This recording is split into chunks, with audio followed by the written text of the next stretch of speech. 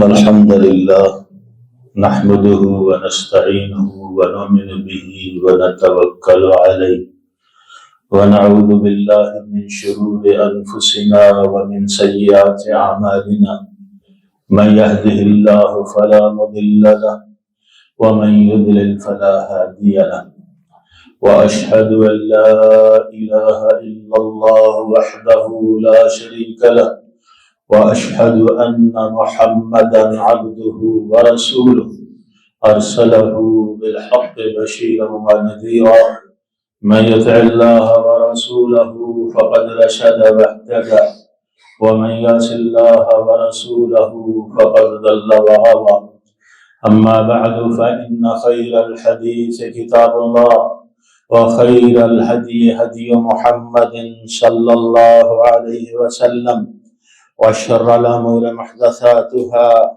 وكل محدثة بدعة وكل بدعة ضلالة وكل ضلالة في النار. أعوذ بالله السميع العليم من الشيطان الرجيم. بسم الله الرحمن الرحيم. سبحان الذي أسرى بعبده ليلا من المسجد الحرام إلى المسجد الأقصى الذي باركنا حوله لنريه من آياتنا إنه هو السميع البصير.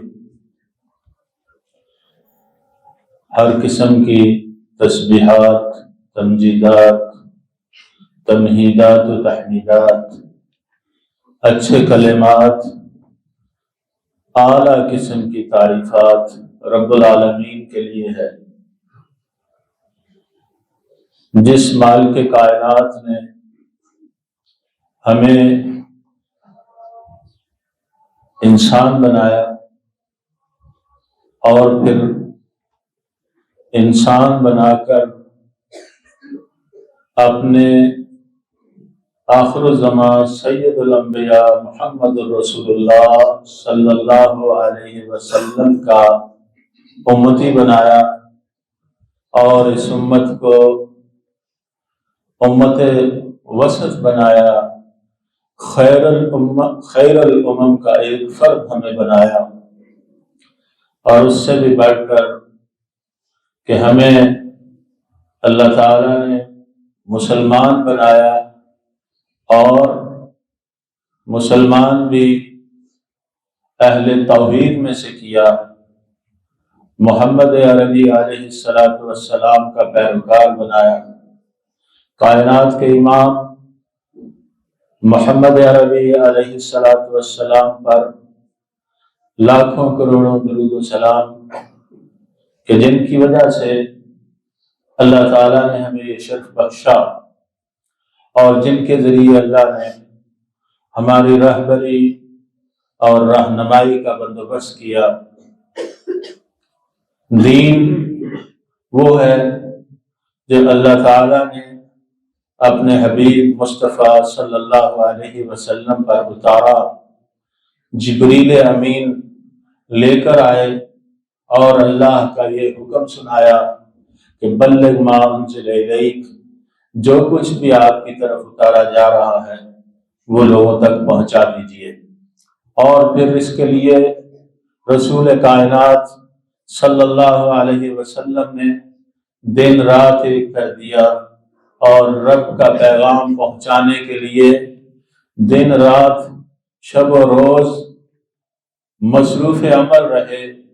جب سے اللہ کی طرف سے یہ ذمہ داری لگی، جب سے رسول اللہ صلی اللہ علیہ وسلم نے پھر کبھی جہاد کے میدانوں میں، کبھی ہجرت کا سخت اور مشقت والا سفر، اور کبھی پیغمبر علیہ السلام مکہ والوں کو دیکھ کر کہ وہ دعوت پر لبیک نہیں کہہ رہے، کائنات کے امام کی بات ماننے کی بجائے پیغمبر علیہ السلام کو مختلف تعذیبات اور اذیتیں دے رہے ہیں، کائنات کے امام کا تمسخر اڑا رہے ہیں، رسول کائنات صلی اللہ علیہ وسلم کہ مکے میں نبوت کا 10واں سال ہے، اور ایک طرف باہر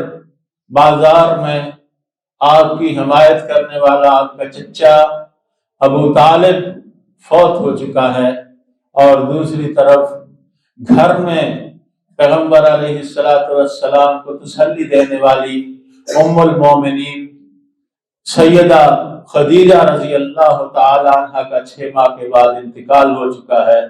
دو بڑی ہستیاں جو رسول اللہ صلی اللہ علیہ وسلم کی دعوت میں مددگار تھی، ایک آپ کا چچا اگرچہ وہ اپنی قوم کے دین پر تھا مگر حامی تھا، اور وہ بانگ دہل اعلان کیا کرتا تھا کہ واللہ لن یصلوا الیک بجمعہم حتی وسد فی التراب دفینا، کہ جب تک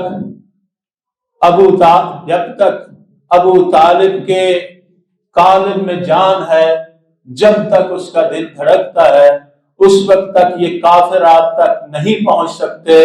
ان کو اگر آپ تک مکروہ ارادوں کے ساتھ پہنچنا ہے تو انہیں ابو طالب کی لاش کو روند کر پہنچنا پڑے گا۔ تو ابو طالب کی وفات ہوئی، رسول اللہ صلی اللہ علیہ وسلم بہت زیادہ غمزدہ تھے کہ پھر رمضان میں سیدہ خدیجہ رضی اللہ تعالی عنہ کا انتقال ہو گیا۔ کائنات کے امام صلی اللہ علیہ وسلم نے جب نبوت کا اعلان فرمایا تو سب سے پہلے جس شخصیت نے پیغمبر علیہ السلام کی تصدیق فرمائی وہ کائنات کی ماں سیدہ خدیجہ رضی اللہ تعالی عنہ تھی، کہ کہا واللہ لن یخزیک اللہ ابدا، اللہ کی قسم اللہ تعالیٰ آپ کو کبھی ضائع نہیں کریں گے۔ کیوں کہ آپ میں یہ خوبیاں ہیں، آپ مہمان نواز ہیں، اور تعین علی نوائب الحق، حق بات میں کھڑے ہوتے ہیں، مددگار ہیں، تصل الرحم اور صلہ رحمی کرتے ہیں۔ یہ ساری خوبیاں جس کے اندر ہوں، جس کے اندر یہ کریمانہ اخلاق ہوں، وہ کبھی ضائع نہیں ہوا کرتا۔ رسول اللہ صلی اللہ علیہ وسلم کو تسلی دینے والی یہ شخصیت، یہ ذات کہ جن کے بارے میں پیغمبر علیہ السلام نے فرمایا کہ جب مجھے لوگ جھٹلا رہے تھے صدقتنی لما کذبنی الناس، اس وقت میری تصدیق کی جب لوگ مجھے جھٹلا رہے تھے، اور اپنے مال میں سے اس وقت مجھے شریک کیا جب مجھے لوگ محروم کر رہے تھے۔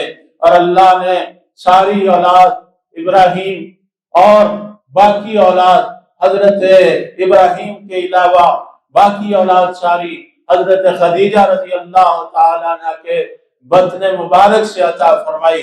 پیغمبر علیہ السلام نے یاد کیا کرتے تھے۔ تو یہ سال یعنی نبوت کا 10واں سال، غم کا سال پیغمبر علیہ السلام نے فرمایا۔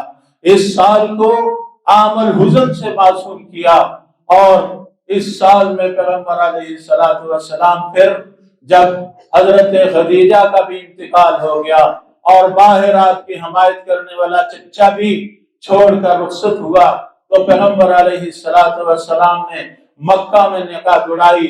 دیکھا کہ اہل مکہ آپ کی دعوت پر لبیک کہنے کے لیے تیار نہیں ہے، تو اپنے مولا کو زید بن حارثہ کو ساتھ لیا، اور پیغمبر علیہ السلام نے پاپیادہ طائف کی طرف سفر فرمایا کہ شاید اگر مکہ والے بات نہیں سنتے تو ممکن ہے اہل طائف میری بات سن لیں، میری بات مان لیں۔ پیغمبر علیہ السلام وہاں پہنچے۔ آج ہم دعوت کا کام کرتے ہیں اور توقع یہ رکھتے ہیں کہ ہماری اس دعوت و تبلیغ میں بہت اچھی پذیرائی ہوگی، اور یقیناً پذیرائی ہوتی ہے۔ حالات ایسے ہیں کہ دین کی بات یہ سب سے اچھی بات ہے، اور وہ لوگ خوش نصیب لوگ ہیں جن کو ایسے لوگوں کی پذیرائی کا شرف ملتا ہے کہ جو اللہ کی بات سنانے کے لیے آتے ہیں۔ مگر وہاں معاملہ کچھ اور ہے۔ امام الانبیاء ہے، سید الکونین ہے، طائف پہنچتے ہیں، اپنی بات ان کے سامنے پیش کرتے ہیں، تو کوئی کہتا ہے کہ آپ کے علاوہ کسی کو کوئی اور نہیں اللہ کو ملا جس کو اپنا نبی بنا کر بھیجتا۔ کوئی کہتا ہے تمہاری بات سنوں گا ہی نہیں، کیونکہ اگر تم نبی ہو تو پھر تو تمہاری بات سن کر انکار کروں گا تو بڑا مجرم بن جاؤں گا، اس لیے، اور اگر نبی نہیں ہو تو تمہاری بات سننے کے قابل نہیں۔ اور تیسرا سردار کہتا ہے کہ اگر تمہیں ہی اللہ نے رسول بنا کر بھیجا ہے تو میں کعبے کا غلاف پھاڑ دوں۔ ایسی باتیں سنتے ہیں۔ رسول اللہ صلی اللہ علیہ وسلم نے فرمایا ٹھیک ہے تم میری بات نہیں مانتے، لیکن ایک بات کہتا ہوں کہ مجھے اپنی بات اپنی قوم کو پہنچا لینے دو، یہ بات اپنے تک رکھو۔ رسول اللہ صلی اللہ علیہ وسلم اس قدر حریص ہے کہ یہ لوگ اپنے آپ کو دعوت حق کا منکر کر کے جہنم کا حقدار بنا رہے ہیں۔ کائنات کا امام چل کر گیا ہے اور انہیں دعوت دے رہا ہے۔ دونوں اطراف میں ایک لائن بنا کر طائف کے اوباش لوگ کھڑے ہو جاتے ہیں۔ آج کل ابھی آپ نے الیکشن دیکھا ہے اور آپ نے دیکھا ہے کہ سیاستدانوں کا کیسے استقبال ہوتا ہے۔ جو نبی علیہ السلام کی جوتی کی خاک کے برابر بھی نہیں ہے، لیکن سید الکونین وہاں جاتے ہیں دین کی بات بتانے کے لیے، اللہ کا پیغام پہنچانے کے لیے، انہیں آگ سے آزادی دلانے کے لیے اوباش کھڑے ہیں اور تاک تاک کر پتھر مار رہے ہیں۔ رسول اللہ صلی اللہ علیہ وسلم لہو لہان ہو جاتے ہیں، یہاں تک کہ آپ کا جوتا مبارک لہو سے بھر جاتا ہے۔ پیغمبر علیہ السلام پر غشی کے آثار نمایاں ہیں۔ واپس آتے ہیں اور یہ کئی دن تک قیام رہا اور یہ کئی دن تک ان کا یہ سلوک رسول اللہ صلی اللہ علیہ وسلم کے ساتھ رہا۔ یہ وہ کائنات کے امام ہیں جو اللہ کے بعد دنیا میں سب سے افضل ترین انسان ہے، تمام انبیاء کے سردار ہیں۔ اور مطلب کیا ہے؟ مطلب یہ ہے کہ یہ لوگ جہنم سے آزادی کا پروانہ حاصل کر لیں۔ لا الہ الا اللہ محمد رسول اللہ، جو اس بات کی گارنٹی اور ضمانت ہے کہ جس نے صدق کے دل سے یہ کلمہ پڑھا وہ آخرکار جنت میں جا کے رہے گا، چاہے اس کے نامہ اعمال میں کتنے ہی گناہ کیوں نہ ہوں۔ رسول اللہ صلی اللہ علیہ وسلم اللہ کے سامنے عاجزی سے اور بہت ہی عزت و نیاز سے دعا مانگتے ہیں۔ اللہم انی اشکو بثی، اللہم انی اشکو الیک ضعف قوتی وقلت حیلتی وہوانی علی الناس۔ اے اللہ اپنے کمزور ہونے کا شکوہ تیرے سامنے پیش کرتا ہوں۔ کائنات کے امام محمد عربی علیہ السلام جب رب کے سامنے گڑ گڑاتے ہیں تو اللہ فرشتوں کو بھیجتا ہے۔ اور جبریل امین آ کر کہتے ہیں کہ یہ میرے ساتھ ملک الجبال ہیں، یہ پہاڑوں کا فرشتہ اللہ نے بھیجا ہے۔ اور اللہ یہ کہتے ہیں کہ آپ ان کو حکم دیجئے۔ وہ فرشتہ رسول اللہ صلی اللہ علیہ وسلم کے بارگاہ رسالت میں عرض کرتا ہے کہ آپ فرمائیے تو یہ ان پہاڑوں کے درمیان ان کو کچل کے رکھ دوں، پیس کے رکھ دوں۔ رسول اللہ صلی اللہ علیہ وسلم جو کہ رحمت للعالمین ہے، اپنی تکلیف کو بھول جاتے ہیں اور اپنی امت کے بارے میں فکر مند ہو جاتے ہیں۔ کہتے ہیں کہ نہیں، ایسا نہیں، بلکہ ممکن ہے کہ آج یہ نہیں تو کل ان کی اولادوں میں سے ایسے لوگ پیدا ہو جائیں کہ جو ایک اللہ کی گواہی دیں، محمد عربی علیہ السلام کی رسالت کے گواہ بن جائیں۔ اور پھر یہی ہوا کہ اہل طائف بعد میں مسلمان ہوئے اور نبی صلی اللہ علیہ وسلم کے محافظ بن گئے۔ یہ وہ سال ہے جو غم کا سال ہے۔ اور اس کے بعد اہل سما نے پیغمبر علیہ السلام کا یہ منظر دیکھا تو رب العالمین نے اپنے حبیب کو آسمانوں پر بلایا اور گویا کہ اہل السماوات یہ کہہ رہے تھے کہ ان اہل الارض ان لم یعرفوا قدرک فاہل السماء یعرفوک، کہ اگر زمین والا نے آپ کی قدر پہچانی نہیں ہے تو آسمان والا تو آپ کا قدردان ہے۔ یہ رجب کا مہینہ، اس میں ابھی 2 دن پہلے جو رات گزری ہے یہ مشہور ہے کہ یہ معراج کی رات ہے۔ آپ نے دیکھا ہوگا کہ مختلف چینلز پر اس حوالے سے مختلف پروگرام ہوتے ہیں۔ اس کی آگاہی دینے کی حد تک تو بات ٹھیک ہے، لیکن اس کے ساتھ بہت ساری چیزیں منسوخ کر دی گئی ہیں۔ بلکہ یہ رجب کا مہینہ جیسے ہی چاند طلوع ہوتا ہے تو عموماً ہند و پاک میں ایک گہما گہمی نظر آتی ہے، اور بعض مساجد میں بڑی رونق نظر آتی ہے۔ اور ہوتا یہ ہے کہ عموماً رجب سے یہ جو اسلامی عبادات ہیں اس میں کچھ لوگوں کی طرف سے کچھ چستی نظر آتی ہے، لوگوں کی طرف سے بعض لوگ خاص طور پہ اہتمام کرتے ہیں۔ پھر اس کے بعد آگے شعبان شروع ہونے والا ہے، پھر رمضان تو رمضان ہے، اور اس طرح سے یہ اسلامی مہینے شروع ہوتے ہیں۔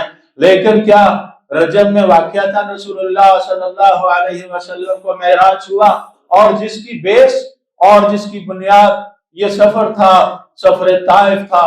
پیغمبر علیہ السلام کا وہ غم کے احوال تھے جسے اللہ تعالیٰ اپنے پاس بلا کر تسلی دینا چاہتا تھا، اور اللہ تعالیٰ دنیا میں رسول اللہ صلی اللہ علیہ وسلم نے شہادتین سکھلائی کہ اسلام میں داخل ہونا چاہتے ہو تو قولوا لا الہ الا اللہ تفلحوا، کامیاب ہو جاؤ گے، لا الہ الا اللہ کی گواہی دے دو۔ پھر یہ بھی بتایا کہ روزے رکھو، رمضان کے روزے اللہ نے فرض کر دیے ہیں۔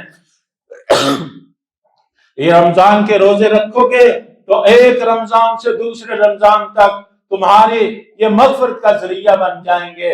پھر اس کے ساتھ ساتھ یہ بھی بتایا کہ تمہارے اوپر اللہ تعالیٰ نے بعد میں جہاد فرض کیا۔ پھر یہ بھی بتایا کہ حج فرض ہے، اپنی زندگی میں ایک دفعہ حج کر لو، ہر مومن جو استطاعت رکھتا ہے اس پر حج فرض ہے۔ مگر یہ ساری چیزیں رسول اللہ صلی اللہ علیہ وسلم کو اللہ تعالی نے بتائیں اور آپ نے امت تک پہنچائیں اس وقت جب آپ دنیا میں تھے، جب آپ زمین پر تھے۔ لیکن جب اللہ تعالیٰ نے انہی عبادات میں سے ایک رکن جو اہم ترین رکن ہے، اور لا الہ الا اللہ محمد رسول اللہ پڑھنے کے بعد جب انسان کی پہچان اس سے ہوتی ہے اور وہ آپ سمجھتے ہیں نماز ہے، اللہ تعالیٰ نے اس کی فرضیت دینی تھی تو اللہ تعالیٰ نے دنیا میں فرض نہیں کیا بلکہ اپنے حبیب کو اپنے پاس بلایا، سدرۃ المنتہا تک بلایا، اور وہاں اللہ تعالیٰ نے اپنے حبیب کو یہ خاص تحفہ عنایت فرمایا کہ نمازیں پڑھو، اور نمازیں اللہ تعالیٰ نے 50 فرض کی، اور پھر رسول اللہ صلی اللہ علیہ وسلم کے بار بار تشریف لے جانے پر اللہ نے وہ 5 کر دی۔ رسول اللہ صلی اللہ علیہ وسلم یہ معراج کا سفر، یہ اسراء کا سفر کیا رجب میں ہوا؟ بہت سارے لوگ ہند و پاک میں یہ مشہور ہے کہ رجب میں معراج ہوئی، 10ویں نبوت کے 10ویں سال، لیکن جو اس میں اختلاف ہے وہ بہت زیادہ ہے، اور جو حقائق ہیں وہ یہ بتاتے ہیں، جو تحقیق ہے وہ یہ بتاتی ہے کہ معراج کا سفر ام المومنین سیدہ خدیجہ رضی اللہ تعالی عنہ کی وفات کے بعد ہوا، اور یہ بات تاریخ میں محفوظ ہے کہ حضرت خدیجہ رضی اللہ تعالی عنہ کا انتقال وہ رمضان کے مہینے میں 10ویں نبوت میں ہوا، تو اس نماز جو ہے وہ حضرت خدیجہ کی وفات کے بعد فرض ہوئی ہے، اور یہ بھی طے شدہ ہے کہ نماز معراج میں اللہ نے فرض کی ہے۔ تو اس کا مطلب یہ ہے کہ رجب رمضان سے پہلے آتا ہے، اور یہ رجب کی 27ویں شب جو مشہور ہے یہ بات صحیح نہیں ہے، بلکہ اس میں تو بہت سارے اقوال ہیں، اور فتح الباری میں حافظ ابن حجر نے 10 سے زیادہ اقوال نقل کیے ہیں۔ اسی طرح سے شیخ صفی الرحمان مبارک پوری رحمہ اللہ تعالی اپنی مشہور ترین کتاب سیرت کی الرحیق المختوم میں 6 اقوال انہوں نے نقل کیے ہیں، اور اس میں یہ بھی قول آتا ہے کہ نبوت کے پہلے سال ہی آپ کو معراج کروائی گئی، اسراء اور معراج، اور بعد میں ہے کہ 2 سال 5ویں سال، کسی میں ہے کہ 2 سال ہجرت سے پہلے۔ لیکن صحیح ترین جو ان اقوال میں سے قول ہے وہ یہ ہے کہ رسول اللہ صلی اللہ علیہ وسلم کو ہجرت سے بہت تھوڑا سا، ہجرت سے کچھ ہی پہلے آپ صلی اللہ علیہ وسلم کو اسراء اور معراج کا شرف بخشا گیا۔ اللہ تعالیٰ نے جبریل امین کو بھیجا اور سواری دے کر بھیجا، براق دے کر بھیجا۔ پیغمبر علیہ السلام اس براق پر سوار ہوئے، بیت المقدس پہنچے، اور بیت اللہ سے بیت المقدس، حالانکہ بیت اللہ سے ڈائریکٹ بھی اللہ تعالیٰ قدرت رکھتا تھا کہ معراج کرواتا، لیکن پہلے بیت اللہ سے بیت المقدس لے جایا گیا، اور وہاں انبیاء کی امامت فرمائی رسول اللہ صلی اللہ علیہ وسلم نے۔ یہ بات اس لیے بھی کہ پتہ چل جائے کہ اس سے پہلے بیت المقدس بنی اسرائیل کا وہ قبلہ تھا، اور بنی اسرائیل سردار قوم تھی۔ اللہ تعالیٰ نے اب یہ سیادت اور سرداری بنی اسرائیل سے اٹھا کے بنی اسماعیل کے سر پہ سجا دی ہے۔ اب محمد علیہ السلام کو کائنات کا امام بنا دیا گیا ہے، اور سیادت اور سرداری بنی اسرائیل سے اٹھا کے امت محمد علیہ السلام کو منتقل کر دی گئی ہے۔ آج یہ قبلہ اول یہودیوں کے قبضے میں ہے، اور مسجد اقصی پکار پکار کر آواز لگا رہی ہے کہ ہے کوئی صلاح الدین ایوبی، ہے کوئی عمر ابن خطاب کی سنن پر چلنے والا، ان کے طریقے پر چل کر آج میری آہو بکا کو سن کر مجھے آزاد کروانے والا۔ یہودیوں نے ظلم کی انتہا کر دی ہے، کتنے ہزاروں لوگوں کو شہید کر دیا گیا ہے، اور مسلمان ہیں کہ ایک راک کا ڈھیر ہیں۔ وَلَكِنَّكُمْ غُثَاءً كَغُثَاءِ السَّيْلِ، کائنات کے امام نے اس وقت بتایا تھا، رسول اللہ صلی اللہ علیہ وسلم نے فرمایا کہ اس طرح سے لوگ تم پر ٹوٹ پڑیں گے کہ جیسے بھوکے دسترخوان پر ٹوٹ پڑتے ہیں۔ صحابہ نے تعجب کیا کہ وہ جو 313 تھے تو انہوں نے 1000 کو شکست دی، جب وہ 700 تھے تو 3000 ان کے سامنے ٹھہر نہ سکے، اور جب وہ 3000 تھے تو 12000 کا لشکر تتر بتر ہوا۔ اور رسول اللہ صلی اللہ علیہ وسلم نے ہر جگہ اپنے صحابہ کرام کے ساتھ کثرت کی وجہ سے نہیں بلکہ اللہ کی مدد کے ساتھ کافروں کو شکست دی۔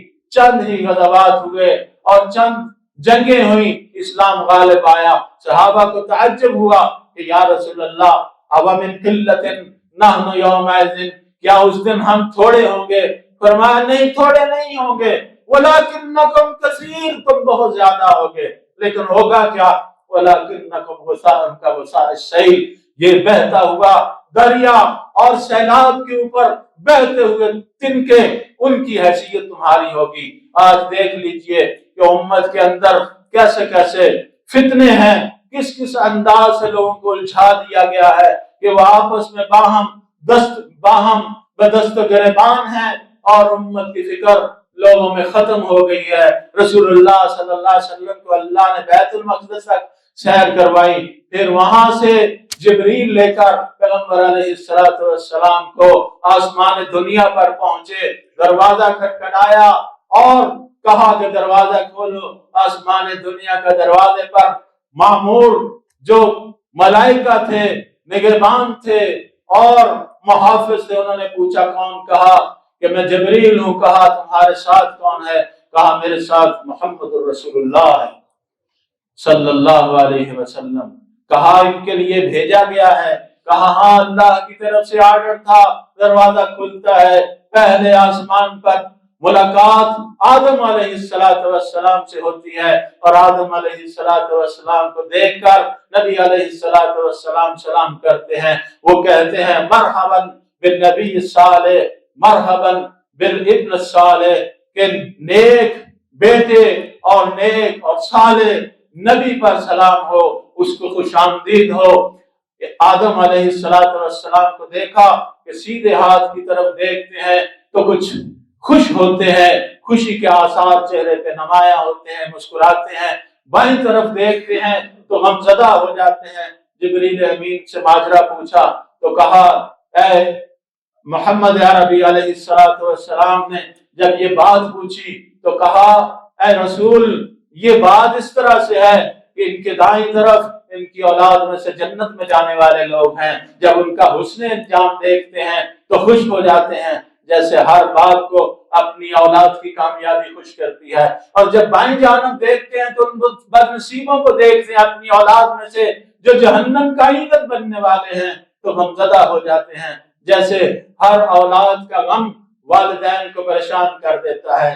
دوسرے آسمان پر یحییٰ عیسیٰ سے ملاقات ہوتی ہے علیہ السلام، تیسرے آسمان پر یوسف علیہ السلام سے ملاقات ہوتی ہے، اور ان کے بارے میں پیغمبر علیہ السلام نے فرمایا کہ وَلَقَدْ أُوتِيَ شَطْرَ الْحُسْنِ، کہ کائنات کا آدھا حسن اللہ تعالیٰ نے ان کو عطا کیا۔